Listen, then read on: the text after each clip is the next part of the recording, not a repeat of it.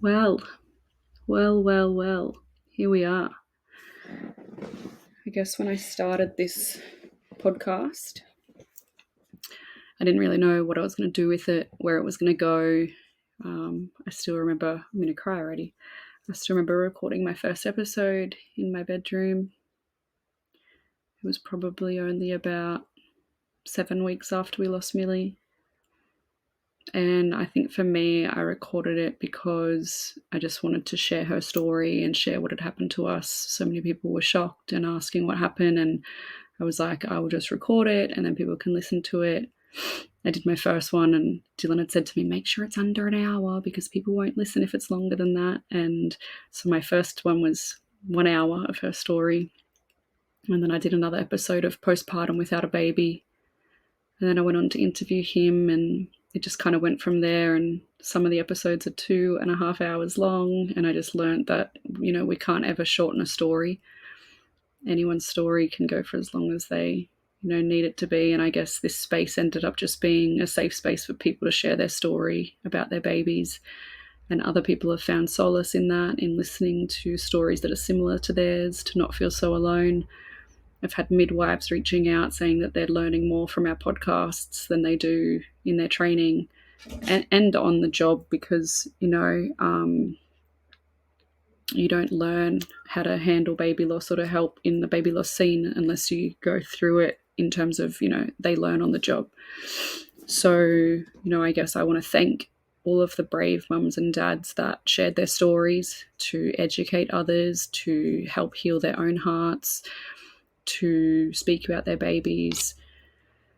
Thank you for trusting me in this space. And I guess this is probably, this might even be coming to a shock to some people that I'm kind of doing my last episode and I'm calling this season 1. I'm just going to wrap everything up in a season for now because I do want to leave it open that I do think I'll come back and do podcasts again. But for me, we had a miscarriage a couple of weeks ago. And even before we had the miscarriage, I was like, when I was pregnant, I was like, how can I sit in this heavy space of grief with these people whilst I'm carrying a baby? I didn't want to add more anxiety to myself.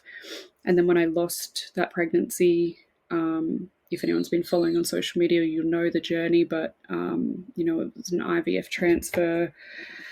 And then I remember the first episode I did after that loss, I was like, hearing of people that have gone through 3, 4, 5 losses, I just was staring at one stage at the screen, just thinking, oh my gosh, like when are we going to get our miracle and when are we going to get to bring home a baby? And I just made the decision, that I just have to step out of this heavy, deep grief space right now for my own mental health. And so my thought is, wrap this up as season 1 and perhaps I'll come back in the future for a season 2 and it'll be more of a, a where are they now and a lot more stories with hope at the end of them of people that have gone on to have more babies. And also, even a couple of the episodes have had this in it where we hear of the beauty and the hope after loss. But more episodes maybe of what people are doing in the community, how we can be helped in this community, books that are out or, charities and things like that. So it's something that I'm just going to put on the back burner for now. But I wanted to share a couple of things. So we had 33 interviews in this season. There was 34 guests. So one of them was a couple and the rest were individuals. We had 3 men share their story, including my husband. We had 31 women. And then there's 4 episodes, including this one, which was just me sharing my own personal journey. We did a bonus episode partway through, which was like a lot of questions that people had. And it's funny because I can't even go back and listen to my own episodes. And I think part of it is I feel a little bit stupid in some of them. My version of what happened with us and my pregnancy with Milli and then the birth that followed and everything that happened has definitely changed over the last year. I guess my rose-coloured glasses around the team that I had and the people that I trusted have probably come off. And, I guess more about that will come out over time. But so I listened back to my story and what I used to say and I'm like, fuck, that was just, I was just fed what I believed was what I'd been fed. And so, yeah, read between the lines. But I guess for me, one thing that I do want to educate so many people on is like to trust your instincts. I trusted the people that I'd told what was going on with me. I never felt Milli kick. I never had a kick count. And even the other day I found a piece of paper in all of my notes that I was getting from the hospital, getting from my OB, and, it would say, count the kicks and do this and, you're normal and stuff like that. And I was like, I never, ever had a kick count. And she came out not kicking, not moving. And so for so long, I would just stress my concerns and they were never listened to. And I was always told that, this is your first pregnancy, you don't know what to feel for, you have an anterior placenta, it's normal not to feel them. It's normal to feel kicks later in your pregnancy when you have an anterior placenta, but it's not normal to never feel them move. So, there's a couple of people I follow on Instagram at the moment who are pregnant, and one of them has an anterior placenta at the moment, and she just put a little video up the other day of baby kicking, and I thought, fuck, I knew that it was wrong, but you just keep getting told like you don't know. But we do know. We do know. We are the mothers. We are the ones carrying that child. We know. So anyway, we'll see what plays out there. But with all of the episodes that we've had so far, we've had 17,000 plays on Spotify, 624 followers on Spotify. On YouTube, we've had over 17,000 views. One of the videos had 209,000 views, which was a beautiful one that Dylan's cousin made for our journey of pregnancy with Milli and her little life. I think I just did an interview, my last interview just now, and I said something to her on there about private versus public, and I was so for the private system, and I wasn't for public because I'd had such bad experiences in previous years with public hospitals around my endometriosis and being gaslighted and not being listened to and all the things. But I don't think there's I don't think you can do private versus public. I think there's good and bad in both of them. I've never been against, well, I say I've never been against, medical professionals, but yeah, I was so gaslighted with my endometriosis surgery. I have notes from one of the hospital visits I had in 2021 that literally says abdominal pain due to excessive alcohol consumption post-miscarriage. So implying that I got drunk and was in pain and in hospital because I had a miscarriage, when only a year later I was diagnosed with stage 4 endometriosis, like deep infiltrated endometriosis. And if you see the photos of what my insides look like from that surgery, I was not in pain in hospital from drinking too much post-miscarriage. So my faith in medical professionals was wavered back then. And I just thought that was a public system. And now to have something happen to my baby, birth such an unwell child that it was not diagnosed in utero from the private system, it's like, fuck. It's so hard to trust again, right? But yeah, I've learned so much from doing this podcast, and I wouldn't have learned so much. I wouldn't have had my rose-colored glasses taken off. I wouldn't have had so much healing in the last 11 months. It's Milli's first birthday next week, and so randomly, very randomly, not a coincidence, but this podcast episode is going to come out on her birthday, which we didn't plan that. I had other episodes booked in, and some of the girls have had to cancel in the lead up, etc. And so it's just perfectly aligned that this episode is going to come out on her first birthday. So, I just want to honour my girl, and I love that I got to make this podcast in her legacy, and I just have been able to talk about her so much with all of you and share her story and share her with you all. And yeah, I've learned so much, and I wouldn't have learned all the things that I've learned about the medical industry or about babies or about loss or about pregnancy if all of the people that came on the podcast weren't so brave. So I really am so grateful for that. For midwives and other medical professionals to reach out and say that they have learned so much from this podcast. They've even suggested that it be on in their curriculum, just like Australian Birth Stories podcast is, because there is no one talking about like what the grief looks like after we lose a child, what the experiences could be, how they could be better, how they were amazing. We talk so much about how amazing our last day was in the Mater with Milli because of the staff. They were so divine. And so I hope that we've portrayed that throughout all of the episodes. Another thing that was just said on the previous episode was she said, I know you talk about not being triggered by babies, and it made me realize, like, from what I talk about in my first episode to now, like just how much stuff has changed. And whilst there's things that I wasn't triggered about in the early stages of grief, and what I am triggered about now is so different. And so I guess if somebody's listening to this who's in those early stages of grief, just ride the wave. It's certainly a roller coaster, and things that do trigger you now may not trigger you later, and then new triggers will come up. And I guess we learn how to ride them. There's definitely been some really, really dark times in this whole journey. I think February was my worst month ever, my darkest time. We had Christmas, we had New Year's, we went up to Airlie Beach, which we'd been there the previous year, and we were supposed to have Milli there as a 5-month-old, and she was not, and that really, really rocked me. And then I had my birthday, and just not having my 38th birthday without my baby, and just still being, empty arms was really fucked, and I was really, really not good. I'm so grateful that I have Dylan. He's a phenomenal support. He's a beautiful man, a great husband, and a great dad. And I was really down and out at that point, and I almost put myself into an institution. I was like, I just need to lock myself up to keep myself safe right now.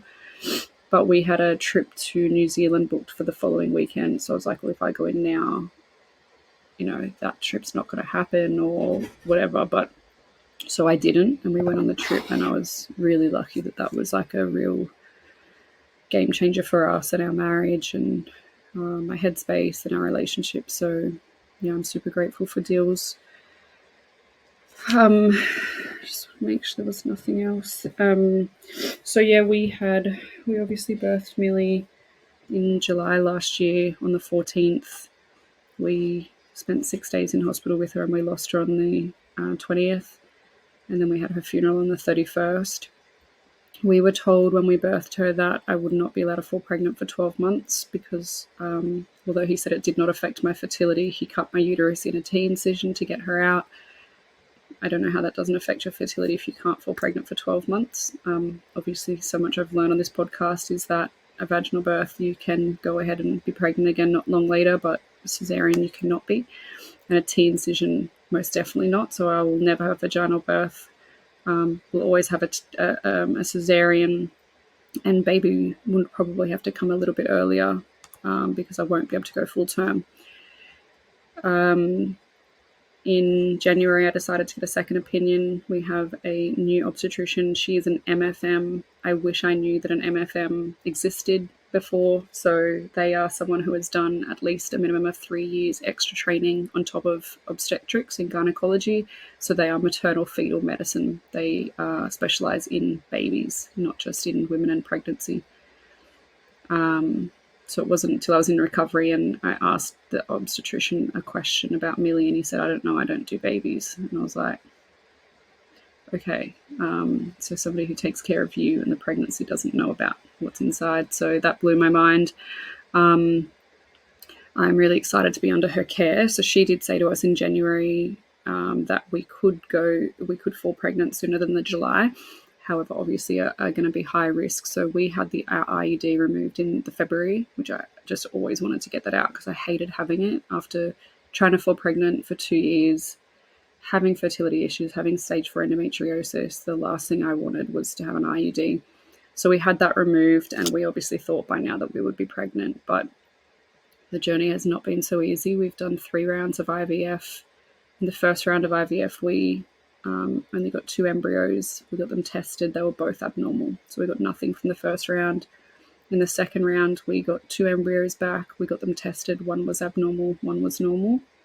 And then we did a third round before we could transfer that embryo, just to try to get more embryo before we transfer. If we were successfully to fall pregnant, and say we have a 9-month pregnancy and then 12 months of healing again, I'm going to be almost 40 at that stage. So we needed more backup of embryos. We did the third round of IVF. We got 2 embryos. And whilst we were waiting for the testing to come back from them, we transferred the one normal one we had from round 2. We fell pregnant, and then we sadly miscarried. So in all of that, we were like, what the fuck? Like, where do we stand? What do we do? Like, we still don't have all of the answers for you. I wish I was doing this. I planned to record this podcast a few weeks ago, and I was so excited because I'm like, I'm going to be telling them I'm pregnant. We would have been 11 weeks pregnant at Milli's birthday next week. We were going to do a surprise gender reveal, because when you've done genetic testing on your embryos, they know the gender. They can't tell you the gender until you're 10 weeks pregnant or if you lose it. So, yeah, we were pregnant with another little girl. So far we've had 4 abnormal embryos and 1 fail. It was 3 girls and 2 boys. So, yeah, I guess some people don't find out those things. I find it I guess part of my healing process. I've written a little letter to each of them and said how much we love them and how much we wanted them and how much we still want them. And I think it's also, good information to know. It's not, genetically something that's happening to a certain gender. It's just happening. So most of our issues with the genetic testing has been chromosomes, which the only thing it can come down to is my age. So when we reach 35, we have less eggs as we get older. And I think the fucking biggest myth is like, you can keep having babies in your 40s. Yes, you can. Very rare and more risk. And, your eggs you're getting less eggs, the quality of them is less, and you've got more chance of chromosome issues. So, one of the biggest fucking fairy tales we're told when we're younger is that,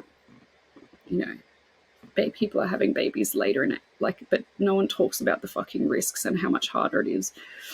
So Dylan and I don't carry any genetic disorders. We don't carry what Milli had. It's just, we went in for our review last week after we'd had the miscarriage, or they would probably more call it a chemical pregnancy. So it was held and then it didn't. And I was thinking the same as what the fertility specialist said, but he kind of looked and he said, I don't want to put this down to just bad luck. He said, you had a high HCG, you were pregnant, and then it was gone. And I said, do you think my endometriosis has come back? He said, I think we need to go in and have a look. So I had surgery just last Thursday. I've got 3 incisions. I'm still battered and bruised and bleeding. And they went in and they found that I did have stage 2 endometriosis back. My recovery has been nowhere near as bad as what the stage 4 was 2 years ago. That was fucking horrendous. And I think I worked myself up a lot to what this recovery was going to be like. I was very in a bad place, very emotional and very sad and kind of angry. But I guess the positive out of it is that we've learned. I've had 15 periods since my last surgery, and I've grown back at stage 2. So I'm either going to need to have a surgery every 2 years or every 15 periods. So what's that, a year if I'm not pregnant? A year worth of periods, it's going to grow back as stage 2, which is fucking crazy. It's an awful disease. It's painful. It causes fertility issues. It's just fucked. But I do hope that, after we had this surgery last time, I fell pregnant with Milli 4 periods later, so 3 months later. And within this surgery as well, he also did what's called PRP. So it's a new treatment where they take your blood And then you might have seen it's been all over the news lately, but they basically spin the blood and take out the most pure forms of plasma and platelets, and then they inject it into my ovaries. So it's essentially reversing the signs of aging. So if age is the issue with my eggs and my fertility, reversing those signs should be what we need to make this successful. So we actually have an appointment with our fertility specialist tomorrow. He is my surgeon as well. So this episode is probably going to leave you guys hanging a little bit. We don't know what our next steps are. But we have one good embryo in the freezer. I've just had the surgery. I'm not allowed to do IVF for 2 months. I do know that. We can try naturally for 2 months, or we can do IUI, but I'm so scared of that. Like, what if we fell pregnant, and then what if it has a chromosome issue, and then what if we had to terminate? And yes, I'm more aware of all of these stories because I've, interviewed this many people that have gone through that same thing. I'm just so scared. I'm so scared. But also I'm just trying to not, I'm just, I reached out to my new obstetrician and I said to her, like, what do you think of trying naturally? And she said, Rochelle, there's risks in all of it. There's risks in IVF. There's risks in trying naturally. IVF doesn't guarantee you a baby, nor does it guarantee that there are no issues. Even if it's genetically tested, things can still go wrong. And she said, I think you try naturally. So we will wait and see what the IVF specialist says tomorrow. We will follow his lead. I think I know what we want to do. I don't think he'll say to transfer the embryo just yet because, that one embryo is so precious. And that's what he said about the about the lap surgery. He said, your embryos are so precious, you don't have many. So I don't want to just put your last miscarriage down to bad luck and let's just transfer this and see. Let's go in, operate, see what's going on inside, freshen up everything. So I don't think he will want to transfer it just yet while I'm still healing. And whilst we don't have any others, I would say he will say, try naturally for the next 2 months or do IUI, then do another round of IVF to try to get better embryos, and then we'll transfer the one we have. Obviously, if we haven't fallen in that 2 months. So the success rate of PRP, they've done over 110 patients since October last year, and they've had a 30% increase in spontaneous pregnancies, not just IVF pregnancies. So people are falling pregnant naturally who did 10 and 11 rounds of IVF. I am so hopeful. Yes, I'm scared, totally. We went into that last pregnancy so faithful and so confident. So confident. I even found this yesterday. I'm cleaning up Milli's room. I literally had gone out and already started buying boy clothes. I didn't even know what gender I was having, and we were literally 5 weeks pregnant. Joke's on me because it came back a girl. But so crazy. That's how hopeful we were. What the heck? So I know that whether I go into this with fear or whether I go into it with hope, I've got no control over it. I do know that. But I do see us bringing home baby for sure. I see us having a baby. I really do. I just don't know when. I still see myself being pregnant this summer.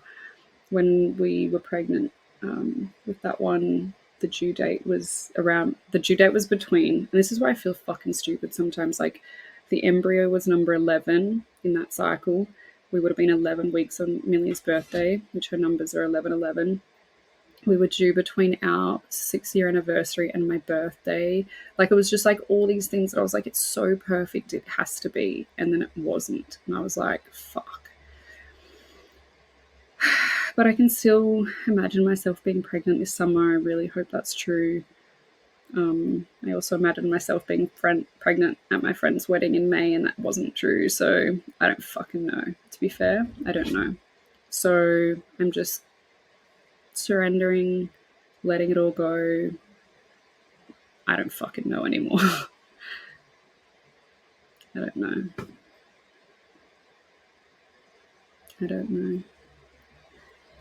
But I guess This can probably be a short and sweet video because I think most people following on Instagram and you probably know everything I've already said, but I just wanted to recap everything in one little EP and also, explain why I'm kind of putting a finale onto this season, which I never really, I never knew what we were going to do with the podcast. I never knew how long it would go for. I never knew where it would lead to. It has really been amazing and beautiful to see everyone's stories and to see, I just still getting messages all the time. I've just found your podcast. I'm in Switzerland and I'm an Aussie and I just love listening and hearing the Aussie accents. That makes her feel at home. And I do hate hearing from new lost mums, but also love that they're finding our community so quickly. I've written a little book. It's an ebook at the moment, so it's on littlelifebigloss.com.au/ebook. It is to send to anyone who is experiencing baby loss for them to speak over their babies. And at the end of the book, it gives them resources to where they can find or find the podcast, find the website. They can order an anxiety necklace for free. The book is free. It's all through the donations that you guys have all sent in on Little Life Big Loss since we launched it. If anyone wants to donate, which would help me send out more of the necklaces and things, please do. But already we've been so blessed. I've been able to pay the producer of the podcast for the last 34 episodes, which has been so helpful. I could not have done it without her. I definitely couldn't do it alone. YouTube is still there. You can watch all of the interviews. And just because the season's wrapping up doesn't mean you can't go and listen to all of the episodes and share them. I feel like we've had such an amazing variety of stories that no stone was left unturned. We've had twins, we've had termination for medical reasons, we've had fucking everything. I just feel like there is everything. I had one girl reach out this week and her story was very different and she wanted to share and unfortunately I told her that the season was ending and that we weren't taking applications at the moment. But I feel like there has always been a way that I can message someone and be like, you should listen to this person's story, or you'd really resonate with this. Or if you go onto the podcast, you can search, whatever it is. There's stillborns and just so fucking much. It's mind blowing what we have all been through, and so different, and the hurt and the pain and how we still get through. I think chatting to a new mum the other day who's only 3 weeks into her losing her little boy, and I just remember those early stages, and I just said to her, the tunnel is really dark at the beginning, but I promise it does get better. And here I am sitting a year later crying, and but the heaviness does lift. And we don't even have our, miracle in our arms, and we don't know what this journey is going to look like for us. But I still feel like there are definitely more brighter days and darker days than there are in that early stages. So I just hope that this gives hope to somebody who is in the early stages. Just hold on tight. Hold on tight. Seek help. See a psychologist, see a counsellor, speak to somebody. Don't do it alone. Communicate. I'm surprised I survived this. I really am. I never, ever, ever, ever thought I would survive losing my child. I definitely had a feeling the week before I birthed her, and I just kept saying, I can't lose her. I will not survive this. If I lose her, I cannot. But here I am, 2 weeks out from her birthday, 11 days out from her birthday actually, and I'm here. And it's been with a lot of work. A lot of work. So, yeah, if I can survive this, I promise you will survive it. I promise. So you can keep following on Instagram or Facebook. If I have a meltdown and delete them at any time soon, the website littlelifebigloss.com.au will always be there, even if I have moments of Instagram solace. Social media, what are they called? Social media detox. I just have to get rid of it sometimes. But yeah, I want to thank everyone who's been on the podcast, everybody who's listened to the podcast, everybody who donates, anyone who's bought t-shirts or anxiety necklaces, anybody who shares the ebook. Please share that book. I think it's really beautiful. I really love. I can't wait to see photos that Heartfelt have taken with it of somebody reading that book over their baby. My gosh. Yeah, I think that's all I needed to say.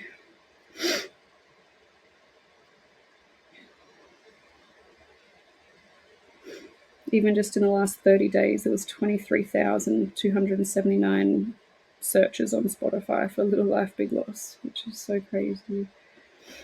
Yeah, it's been so educational. You've helped me. You continue to help others. Keep sharing it. I know there's people who wanted to share who are in legal proceedings that couldn't. I'm sure over time we're going to learn about those. I'm sure there could be a whole season on that.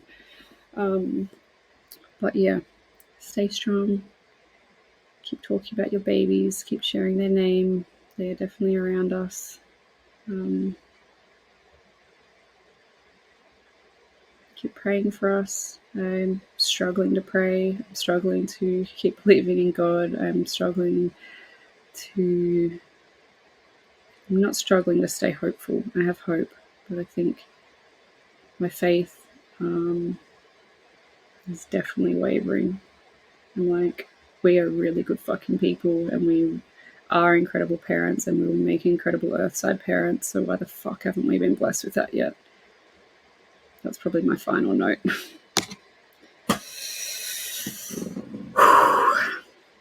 Speak to you all soon. Thank you for supporting. Ciao for now. I love you, Milli. I love you, my little Bubba girl. Thank you for your legacy and for always being there for all of our episodes. And I am going to work on changing up your room this week. It's going to get a freshen up just like it would if you were here for your first birthday. I love you, my girl.